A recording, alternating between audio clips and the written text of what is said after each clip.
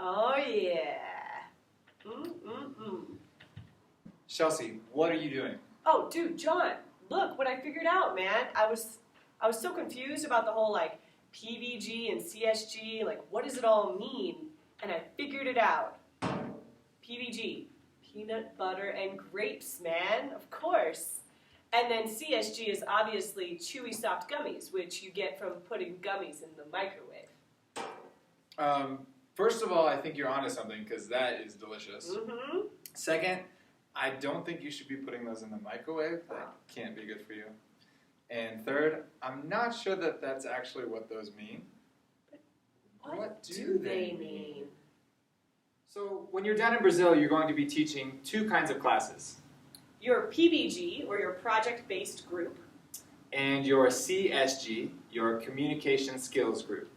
And if you were here last year, the CSG was formerly known as the EFL. And in the near future, it may be known as... We are going to describe the difference between the CSG, the communication skills group, and the PBG, the project-based group. So your communication skills group is going to be English level specific. It's going to focus on the students' language skills, and as a coach, you're going to be doing more error correction. So if I was designing a lesson around the verb to be, I would show them that the verb changes with each subject. So I would say, I am, you are, he or she is, and I would make sure they understand that and then develop an activity around that that has them producing that language. As a coach, I would be walking around and making sure that they're using it correctly. In the project-based group, your students are going to have a mixed English level, and you'll be taking what you learned in the CSG and applying it for personal growth and team building and just learning to communicate with confidence.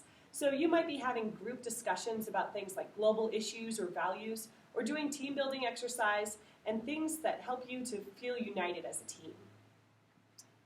While there are a lot of differences between the CSG and the PBG, there are a lot of similarities because they're both based on the USBC classroom model. First of all, it's going to be student-centered learning, so that means that you want the students talking and producing as much as possible. In addition, they have some input as to what they want to learn about, so you have some flexibility as a coach in terms of what you want to teach them. Both classes will also reward participation.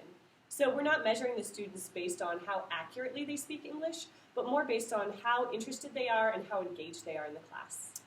And of course, the classes are fun. Oh yeah! So it is important to distinguish the difference between a CSG and a PBG, but you can also have some overlap. So a CSG could have about 80% of English learning skills, CSG activities, but you can also add in 20% of PBG activities if you want to. And a PBG class can be about 80% team building and interpersonal communication PBG style activities, but you can also add in about 20% of learning new vocabulary and English learning skills from your CSG class. So just remember that there is some flexibility with the activities that you use in each class. Thanks for watching.